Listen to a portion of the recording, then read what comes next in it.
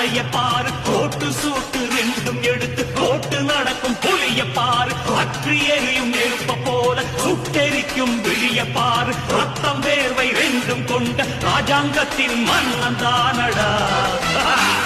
இவன் பேருக்குள்ளே காந்தம் உண்டு உண்மைதானடா இவன் பேருக்குள்ளே காந்தம் உண்டு உண்மைதானடா